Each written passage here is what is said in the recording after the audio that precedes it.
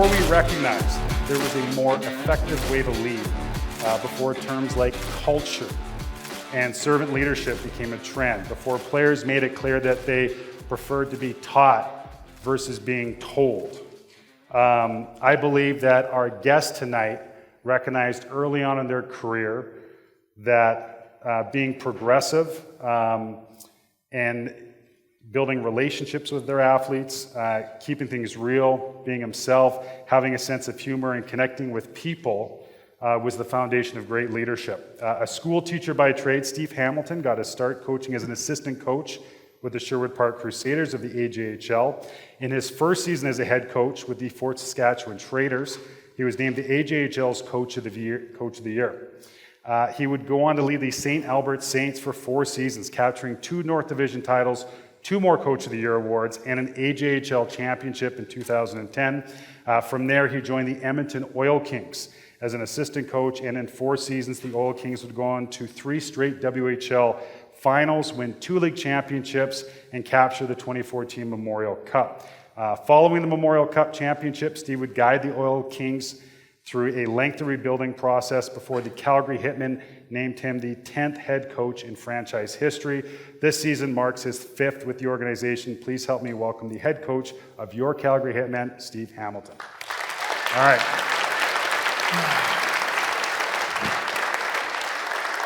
Thank you. Coach, how you doing? I'm doing well. I thought this was just going to be a handful of people sitting around the table, so no, we escalated a bit. We like hockey in Calgary. I was sold on the minimum and got the max, so this is great. So you guys are coming off your first win of the year on Saturday. You had the day off today. I imagine the boys are going to come in juiced tomorrow for practice. And I think we all can recognize as coaches, you have a great practice, then the clock's ticking down, you get to those last 10 minutes. What drill are the players going to come to you and beg to finish practice off with tomorrow? We'll definitely end off with some sort of small area competitive game. Can be we'll arrange in one end, whether we'll have the nets back-to-back, staggered, just a different look all the time. So I'm a big believer in incorporating games in your practices, whether it's at the start. For a lot of us, we've got players that are in school, and the transition from school to hockey is its own thing. And so sometimes it calls for just a quick game to get started, get the hook in, and transition mentally from school into hockey. So for us, it's early afternoon, but a lot of evenings, obviously, for most minor hockey coaches. Do you keep score in practice? We'll put a little juice on the line just to have some fun, and we'll play to 3, play to 5, put a number on it. I don't think there's ever anything wrong with a little competition when we're finishing up a practice. So when you put your week together, so you're primarily a weekend league. How do you build up from whether it's a Monday or Tuesday and progress through the week to ensure that when the puck drops on generally a Friday night that your squad's ready to go? Well, when we come out of a weekend and we'll have a day off, so tomorrow will be really good tempo, probably a little bit of individual competition, some small area stuff, and then we'll transition into a Wednesday would be start to get a little bit. We'd put another layer down in terms of system play. So we'd add something, look back to where we've been, look forward to where we want to go, and connect those pieces. As we transition more into Thursday, if we're playing Friday, it'll be some special teams, a lot of individual stuff during the week where we'll break down into some smaller groups and work on some of the skills that need attention. And really important, our thing that our staff does is we talk about win, like WIN, what's important now. Yeah. And it really does shape your framework of your practice. It shapes the framework of your season, because then you have a really open mind as to what do the players need, what do we need as a group, and how do we get there. So it's interesting. You mentioned layers, and a couple weeks ago we had Jay Woodcroft from the Oilers on the show, and he talked a lot about layers. When you look at your season as a whole, what sort of layers up until this point do you try and install early to set the foundation for your season? So you're going to have, especially in the Western Hockey League, you're going to have players as young as, just turned 15 who are coming out of the prospects draft, and then you've got 20-year-old players who may have been with you 4 or 5 years. So there's quite a range in terms of where they're at. And one of my biggest regrets as a younger coach was feeling the need to get the shovel out and shovel as much stuff as we could towards the players in the hope that they would just be able to digest it all and it would all magically sink in. And so we talk a ton about habits and instincts and polishing the habits, allowing your instincts to speak to you on the ice.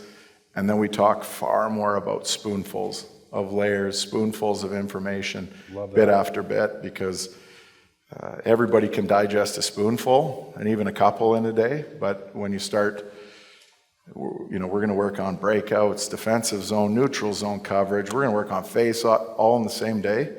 You'll be the master of none for that. So we talk a lot about just that focus on what's important now, what's today's theme, and let's build around it.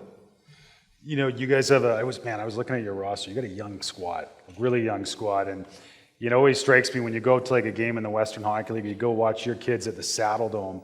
Like these kids are skating around in an NHL rink, and last season they were skating around the rink in Olds, Alberta, or some small town in Saskatchewan. And this is a big stage. As you help those kids transition into junior hockey, what might be some of the habits or the underlying habits, the not so obvious habits that you're trying to instill in those kids so they can be successful?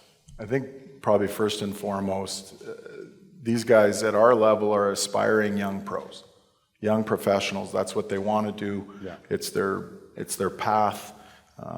And so we want a young professional attitude. And so a lot of talk is, how are we living away from the rink? How are we managing our energy, our body, our sleep, our schoolwork, significant others in your life, family? All of that stuff is its own entity that you really have to be mindful of. And then on top of it, now you're talking about a young guy coming to the rink, and you can get the sense that they're drinking out of a fire hose at times. It feels overwhelming, and it is really about breaking it down into the smaller steps and recognizing, okay, let's work on stick position and let that be the focus. Because if we can start with the basics, you can always put systems on top of, you can always teach that. But having players be comfortable, being part of our culture, being accepted in the room, and being in a good headspace are far more important than anything you do on the ice, because if those things aren't in place, you can't have a successful athlete. So you mentioned culture. So if I were to ask your players what your culture is or what your identity is, what would they tell me? And I think there's two entities there. I think culture is how we treat each other within our organization, within our room. We allow people to be who they want to be. We're accepting, open-minded. We actually did a respect charter last year with the Western Hockey League, and it was a powerful tool. And what we ended up with was a full poster that was a commitment from all of us as staff and players, driven by the players, of what respect looks like in our dressing room. And it was powerful because there was 7 or 8 points, again, driven by the players, but it was an easy reference. Are we living what we said we were going to do? And so culture is powerful because it allows people to be themselves. Yeah. Now, identity, I think, is if someone was to walk into the rink, watch us play, what would be their takeaway? Yeah. And identity is something that can be seen. You hope to be able to have a consistent, when your team's strong, you have a real consistent identity. You're able to really be identifiable in terms of who you are. And for us, we've always talked about being a max effort, team. Like we talk about that as a skill. Effort in itself is a really it's something you can work on and refine. And we're a max effort, pressure, in your face, confrontational team. We want to apply the game to other teams, and that's a big part of what we talk about as identity on the ice. I love that you talk about that exercise where you're getting the players' feedback, because, let's be honest, it wasn't that long ago where asking players for feedback wasn't in a coach's job description. Yeah. How do you create space throughout the season to get players' feedback, whether that's in a one-on-one scenario, whether it's from you as a group, through your captains? What does that look like? Well, I always joke with our players, we have a 100% survival rate of players coming in to see the coaches, and we're hoping to maintain that. So we talk about the open door, encourage the open door. Sometimes we'll pull them into the open door. Sometimes they come on their own, and there's lots of different connection points. And I think more so than ever before in sports, it's a partnership, and we need each other. And there cannot be viewed in a healthy room where there's only one opinion that matters and everybody else is just subservient to that. Players don't want that. And if you're going to have sustainability as a coach, you need to have those partnerships in place, and you got to work at them. And it can be the smallest of touch points that allow you to build those connections. And I think that our staff over the years, I'm proud of the culture we've built in Calgary, and our players are good to each other, and wins and losses are important, but they're, I think, secondary to what we're really doing, behind the scenes, which is building, in our case, young men. So I know the Hitmen have had a really long and proud history of having Calgary-born and bred players on their roster. I know you've got a handful on your roster this year. You just speaking to all these coaches, what skills would you encourage them to work on with their players, so when they get to you, maybe your job's a little bit easier? Yeah, it's because the U11 coach looks at the U9 coach and wonders what was ever taught, and then the U13 coach says, those U11 coaches didn't teach anything, and when we send guys to the NHL, we didn't do anything either. So it's all a matter of that constant growth in your players. One of the things that I'm a huge believer in is competitive skill, and I think it is easiest thing to teach is soft skill, and soft skill is pylon work and really fundamental stuff, which it's your foundation, and it's the incorporation of that initial soft skill, I call it. I don't know if that's the right term or not, but it's mine, so I'm going to go with it. So, but a competitive skill would be, can I do that under pressure? When the bullets are flying, are we able to? Because everybody's got the backhand toe drag, Michigan around the net, tuck it in the top corner. But that's quite a skill to have. I don't have it either. So, but are you able to execute under pressure? And you see that as players start to separate with the levels, that competitive skill shines, because everyone's got that underlying level of skill. It's the competitive skill that makes a difference. So iron sharpens iron. Absolutely. There you go. I want to jump into your origin. Let's start with this. When did you know you wanted to be a coach? You know what? That is a bit of a funny story. I never thought of myself as a coach. Never thought of myself as I was going to be a hockey player until I wasn't, and I was 21 years old, and I had to retire. My career was over with an injury, and I really was at a crossroads in my life in terms of direction, and I actually became a teacher. I was going to university, became a teacher. Took me 6 years to get a 4-year degree, so that was, I transferred back from Northern Michigan University and finished up at the University of Alberta and became a teacher, and it was actually through teaching that an opportunity opened up with Sherwood Park, and started to get the ball rolling. But I've often said it is the same job. I have the same job I had for 18 years in a classroom. It's just a different curriculum. And the skills I had as a teacher, the skills that I refined and worked on, and managing a classroom and managing personalities and, essentially massaging the message, finding ways to deliver it, tone, tempo, all the things that you do as a coach, I learned through teaching. So I'm very thankful for that skill set. And as I started to realize, I was pretty passionate about coaching. Yeah. And then the opportunity, in the Western Hockey League became available, and I had to let teaching go. And but I'm thankful for those years. They were incredible learning years for me as a younger man and as a younger coach. So I want to unpack some of those skills, but I'm just curious, what grades did you teach?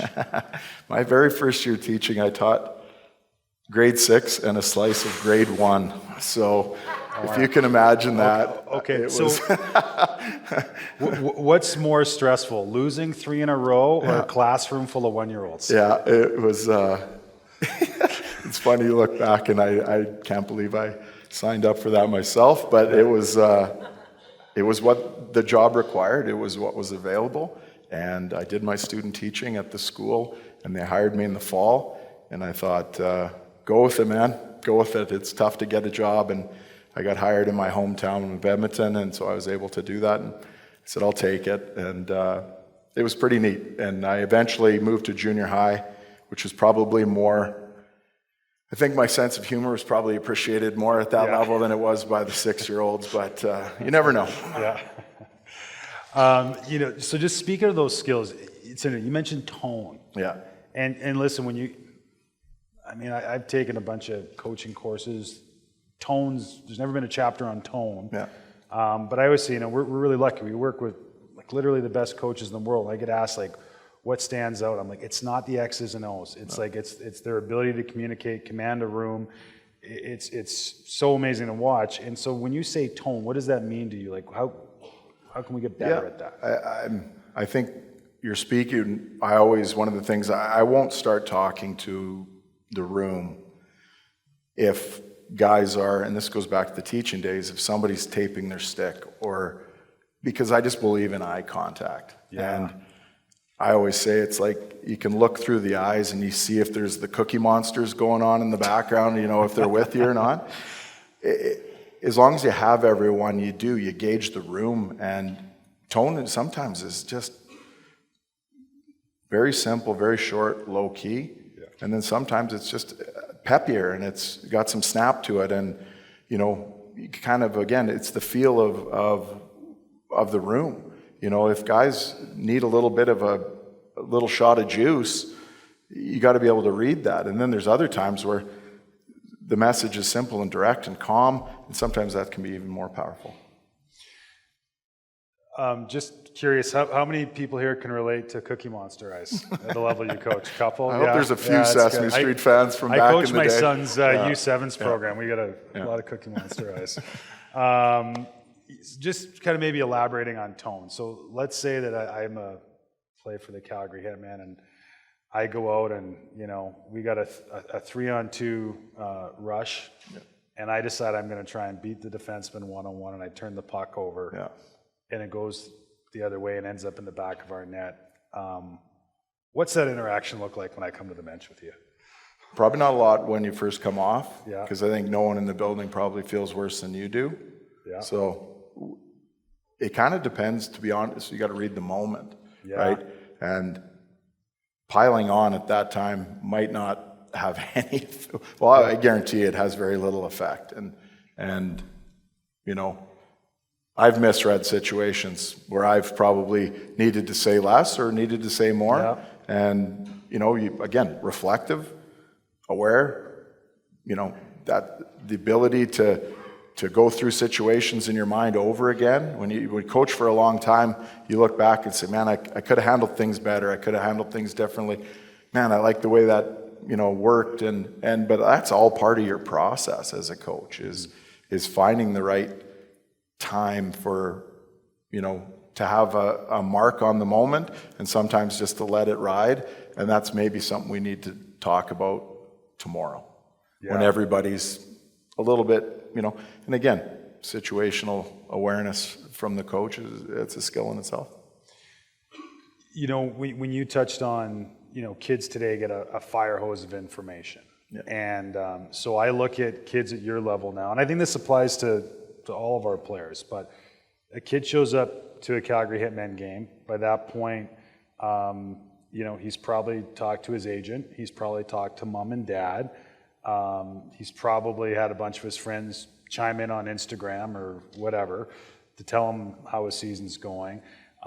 There's just so much in terms of analytics, which I don't think are bad. They can be really valuable, but there's just a lot of it. And there's not necessarily a filter for these kids to process that. And then they got to show up to the rink, and then they got to listen to you. What is, let's use game day as an example. Before a game, what's the information, in your words, are you spoon feeding to your players to make sure that they've got just the right amount to go out there and play loose? So a typical day for us would be, say 7 o'clock game, we'd have a 5:05 power play meeting. Yeah. It's usually 5 minutes, 5-6 minutes. We'll have a 5:35 penalty kill or power play, whichever one. Usually power play and then penalty kill. And then the guys will go warm up at 5:45. One of the things that I do is to put notes on the board. Yeah. 5 or 6 keys. And I'll leave them up there in their display. We have a smart board and they'll be up on the board and osmosis too. There's an expectation of guys reading them, digesting them. It will all be stuff that we've already talked about. Yeah. So there won't be stuff on the board that needs to be interpreted. We'll have had our pre-scout the day before if possible. And again, it's the spoonful effect, having, 3 15-minute meetings before the game. Good luck on that retention. So I found I speak after on-ice warm-up. I go in at 12 minutes. I'll usually be out the door before 8. Yeah. And then the guys have 5 minutes and we come together at 3 minutes into a circle, give the starting lineup, and then we bolt out the door. And I think that's been an effective way of getting to the point. And honestly, I feel more relaxed and better as a coach when I'm not trying to press it all home at the last minute. Let it saturate, let it sink. Yeah, that's a great point. And then the biggest piece, let's be honest, is trust. It's trust. It's now you're turning it over. I haven't taken a single shift in the Western Hockey League in the last 14 years, right? Haven't hit the ice once. Yeah. So you got to trust that you turn it over, and those players are going to do their best. They have good intentions, and they're in a good space here, and then hopefully the bod follows. For you to trust a player, how important is it for them to trust you first?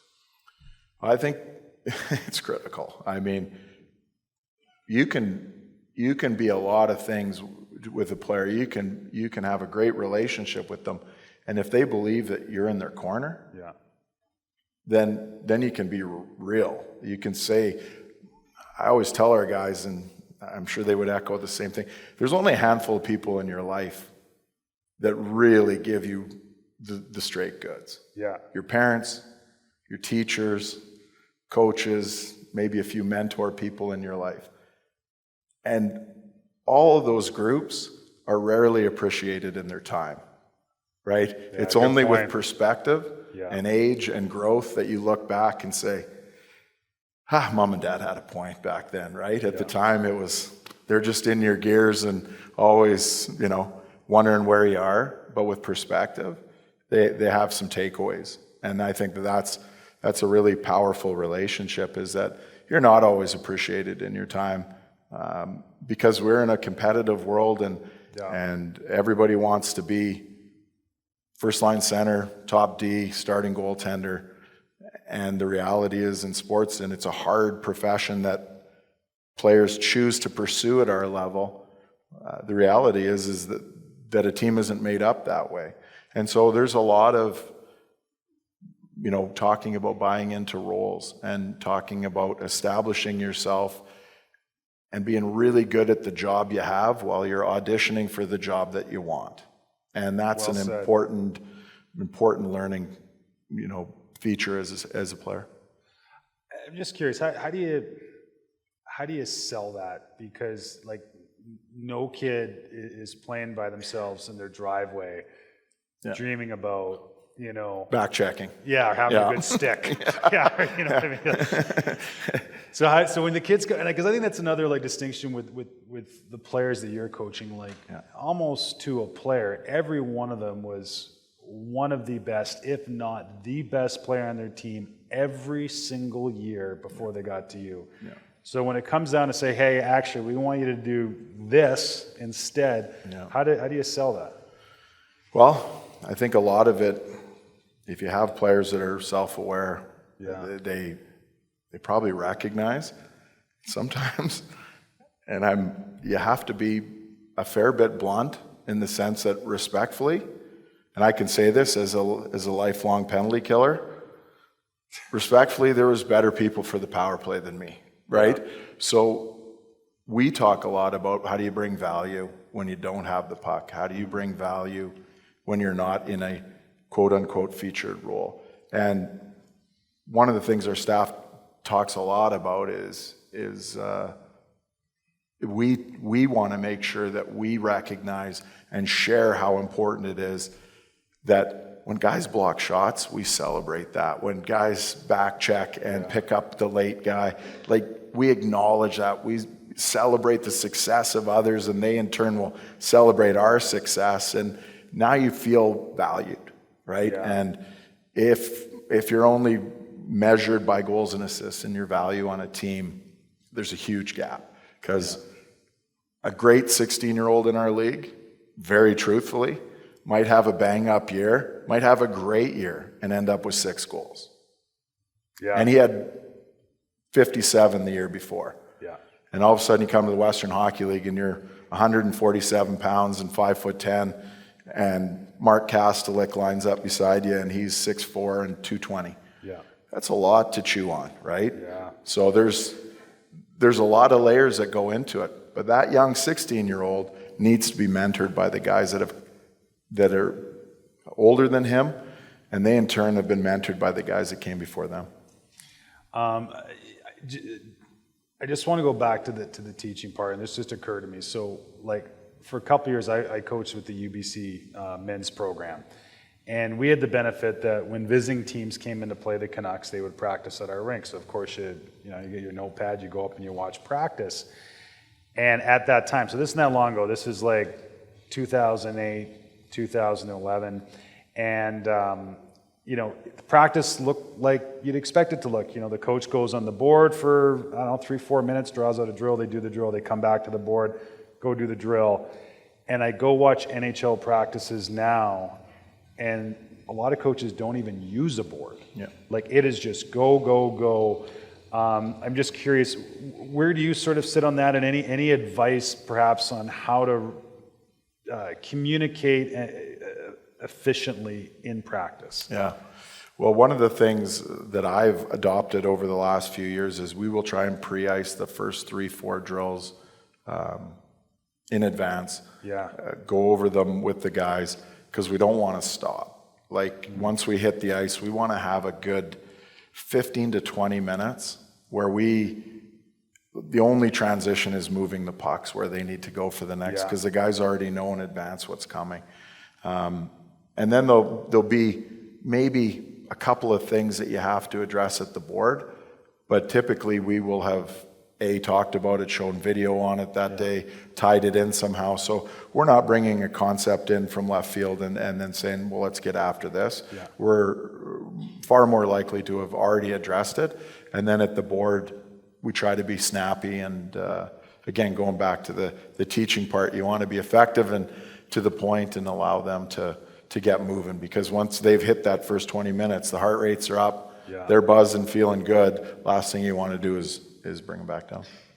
No, that makes total sense. I didn't know this until preparing for this conversation. How many people knew that Steve's dad, Al, was the first captain of the Edmonton Oilers? No? There you go.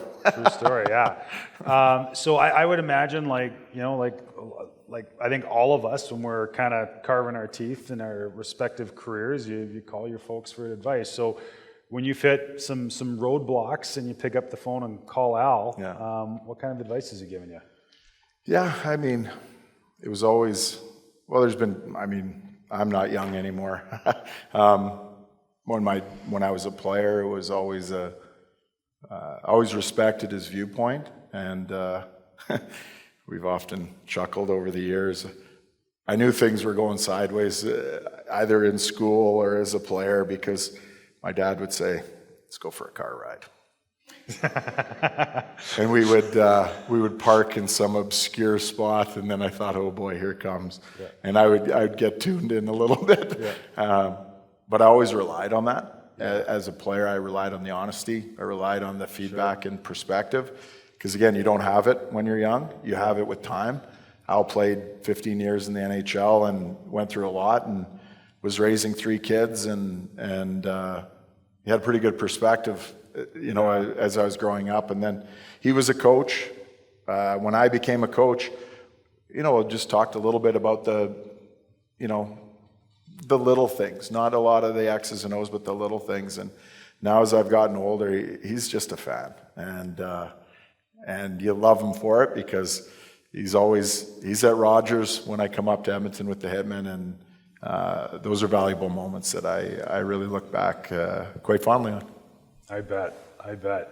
I believe that coaches, that drive home, or whether it's on the bus perhaps, or the drive home from practice from the rink, that reflection time is so critical. And man, oh man, again, one of the things that stood out to me is the amount of coaches who journal or take notes. Like, just they're so consistent with it. And I wonder with you, when you're driving home, be it from practice or a game, forget the wins and losses. No. How did you have to show up for you to feel good about the day? Yeah. It's funny because we started off 0-3 this year. Yeah. And so what's the message now? We're going into a 2:00 game against a really good team against Saskatoon. And what's the message? And we talked about being proud of a 2-point performance, a 2-point process. Yeah. And not worrying about a 2-point outcome, because now you've fast forwarded. And so really important to remain as part of the process, a driver of the process. Yeah. Coaches are the single biggest driver to start, and your players hopefully take that ball and run with it. But the buy-in was excellent. We get a big win, and you could tell there's just such a different level of honesty in your game when you play like that. And guys, you can be proud of it. I've left the rink lots of nights, especially early on as a coach. We simply just got off the bus with a better team. And so you win, and you can chalk that up to, oh, man, we're awesome. Or you can, with perspective, look back and say, wow, we had a juggernaut. And the best coaching I've done, I can say honestly, have been some of the hardest years that I've had as a coach. We won a Memorial Cup in 2014. I took over the next year as the head coach, and we hung on for a couple of years and scrapped our way into the playoffs. And then it was the last of the Memorial Cup players, the last of that era had moved forward, and now we were super young, and the pains of what you're going to go through. But you do more work with less talented teams than you do with. It's easy to show up and just have the biggest guns and fire away, but when you're showing up to a gunfight with a knife, you're going to have to be pretty crafty about your approach. Yeah, absolutely. How have you been proactive in developing yourself as a leader? It's ever evolving. I have some people that you rely on. I steal a lot of things from the teams that come into the Saddle Dome. I steal a lot of things from watching TV. Yeah. It's hard to be a fan of the game anymore. You're you're a coach. And so you watch the game through the eyes of a coach. And so you're always looking for an analytical view of the game. You're always looking for an edge, or I like that, and I'll write it down. Or we have a in-house video feed, and the Flames will be on their practices, and the visiting teams will be on there. It's great. I mean, you just find ways to accumulate different perspectives and ask questions and be open-minded to, you know, I have good people I work with, and I want them to be big, powerful voices too, and say what needs to be said. Because I'm not exactly a shrinking violet as a personality. Yeah. And I believe a lot of, you know, I do things a certain way because it's my personality, and I don't know that everyone loves it, but it is who you are who you are as a personality. Totally. So I think you got to surround yourself with people who challenge you and make you better, and ask questions and make you ask questions. Okay. How do you develop your players as leaders? Because I mean, you've got some of these kids for 4 years in their formative years, and you know, this is where there's a lot of development happens away from the rink. Well, one of the favorite things I say to the 20-year-olds as they're graduating is that their job is to plant seeds that they'll never see grow. And that's awesome. They're powerful people in the dressing room, and they're not going to be able to. So going back to the tough days in Edmonton, and you rely on your 20-year-olds. Well, 2 years after I had been relocated to Calgary, Edmonton is a powerhouse. And those young kids, and some smart moves and some crafty things that they did, but those young kids that I had a chance to work with really found their way and became who we thought they were going to be. Jake Neighbors and Dylan Gunther and those kinds of players are elite talents, but they had great leadership around them. And I think that that's super important in the dressing room, is that everybody has a role. If your room is leader full, if there's lots of people that feel the ability to have a voice, that's powerful, right? And your 20-year-olds obviously are your oldest guys, and they are the ones that really set the current. And that comes from who have they learned from. And so it's so important that your culture is one of inclusion and letting guys be their best selves. Yeah. Because somebody in your room, somebody in your team now is going to pop at some point as a leader, as a personality. And back in the day, it was stay in your lane, and and now you see these 19, 20-year-old captains in the NHL. You know, that wasn't a thing many moons ago, but these young players are guys just coming off entry-level deals, are massive, impactful guys on their teams and in the league, and they don't have to wait their turn anymore. It's their time, and I think that that's one of the best evolutions that hockey's experienced is opening it up for everybody to be their best selves. I read that during the pandemic that you picked up and called a friend of yours who was a home builder. He's a home builder, and you said, "Hey, do you need a hand framing houses?" And you were quoted, paraphrasing a little bit here, was basically like you just needed to get out of your routine and experience something different and be around some different people. And I'm just, it's a great story. It's a great lesson there.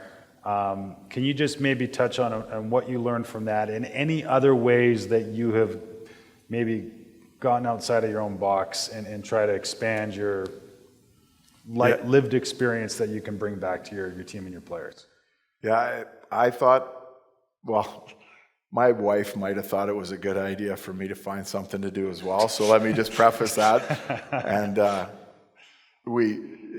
she was spot on. I was kind of stir crazy, as many of us were, and I've always been kind of willing to fail at things like little house projects and things. So I've always had skills. I'm willing to try.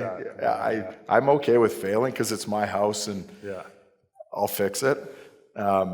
So I did it. I put myself out there. I called an old friend I hadn't talked to. He was at our wedding. It was 20-something years later, and you could just hear it in his voice. Like he didn't want to do it. Like he didn't want to hire me. You could hear it, but he was like, "Okay, so show up and we'll see how it goes." And I loved it. And honest to God, it was such a different walk of life, and I had no responsibility other than just the day-to-day tasks that I was given, and I had very little actual building responsibilities, because that's somebody's home, and I'm handy, and I like doing that stuff. And if they tell me to do this, I'll go do it, but I didn't want to be the one making any kind of decisions. It was good for me. It was good for me to watch someone else lead, and I do remember Todd one time. He was... he was giving me grief about, so he was a great guy, but a hard guy to work for because he was demanding, and it was a good lesson for me. And I just remember him giving me the gears about something that I framed wrong, and then I just basically we had a quick back and forth, and I said, "I don't ask for your advice on the power play," and something along those lines. I won't give you advice on home building, and you can stay out of my power play kind of thing. And it was a really good experience, and I'm glad I did it. I think it opened my eyes. I like to work, and it opened my eyes to just something new. And I needed it. It kick-started me, and when we did come back, I felt refreshed. This is something that it concerns me. I think that there is more pressure on minor hockey coaches, the coaches in this audience, than there has been ever before. Like sometimes that walk through the arena lobby, through the other parents, like it's tough. And I worry sometimes because nobody would be here unless they cared, unless you were passionate. I think that's what kind of connects all of us. And sometimes when your team gets their rear end handed to you, it can be really tough to just wash that off and go about your daily lives. And so, you doing what you've done for the last, the better portion of your adult life, we know that you don't coach in the shallow end, you coach in the deep end. Yeah. And, as much as you're the face of it, you got a wife and 3 kids. Yeah. How have you managed when, I guess not only when things aren't going great, but when things are going really well? Like, how do you make sure that you show up at home and that whatever's happening at the rink doesn't affect, the relationships that matter most? Yeah, that's nice thing is my wife was a professional ballerina, so she is now a teacher, but didn't grow up in a sports environment. And so when I get home, how'd it go? Tough one tonight. So can you drive Ty tomorrow? And and we move on to the next, the next, and it's such a blessing. Yeah. Because I didn't always do a good job of that. When I was in Spruce Grove with the Saints, it was my kids were young. I was a head coach, general manager. Hold on, were you teaching at that time? I was teaching at the time, so wow. I was teaching in the mornings, and then I'd go to the rink, and then I would come home, and it got to a point where that was not what my wife signed up for, and I recognized that. And I was, as a GM, I was always on the phone. I didn't want to miss a scoop. I didn't want to miss a deal. I didn't want to miss information. And so we're at dinner, and the phone rings, and it's going, and I wasn't present. I wasn't present where, and I regret those things, and I can say that honestly. I regret some of those years of not being, and so I made a change. Yeah. I was a win away from going to the Royal Bank Cup. We lost in Game 7 to Vernon, who won the Royal Bank Cup. And I asked the owner to meet me when we got home from the trip, and I resigned. I had no other job lined up. I had nothing. Come on. I did it because I knew I was not in a healthy place anymore, and I knew that what really mattered in my life was taking second place, and it was not right. And hockey I was unbalanced. Sure.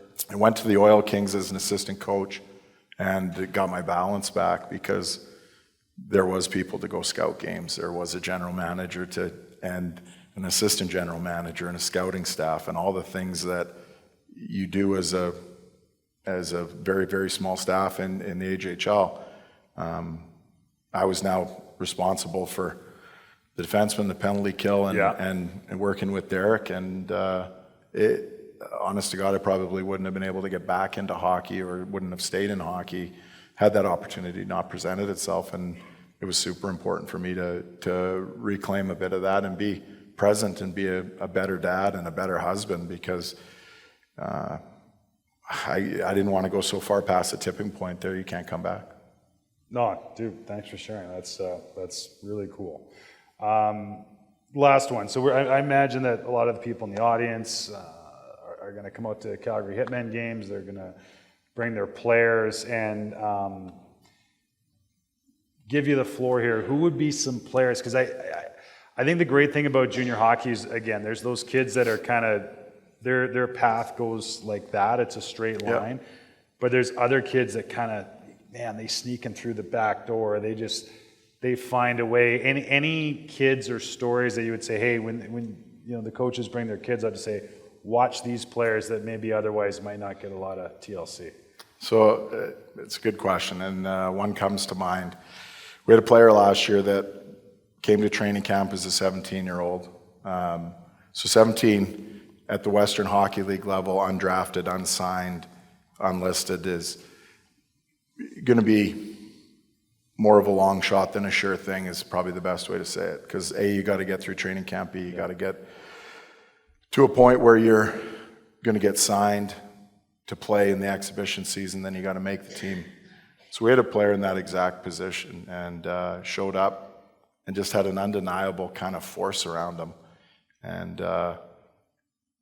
had to consider him through camp. He was one of the best guys, and so now we're all digging in and trying to find out the backstory, and met with his mom and him, and offered him a contract, and said, uncertain as to whether or not you're able to play here this year, like that'll be on you, but we're going to give you an opportunity.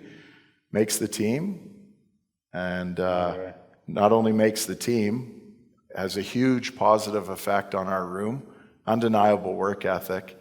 I'll tell you the name in a minute. And he scored the Teddy Bear goal last year. No way. And 20,000 Bears, London Hoylett, and 20,000 Bears come raining down. It couldn't have been a more fitting player to score that goal for what it means to the organization, what it means to, but just the backstory of what he had to go through. And he had some challenges in his family, and just pressed through that and played through that, and is just an impactful young man.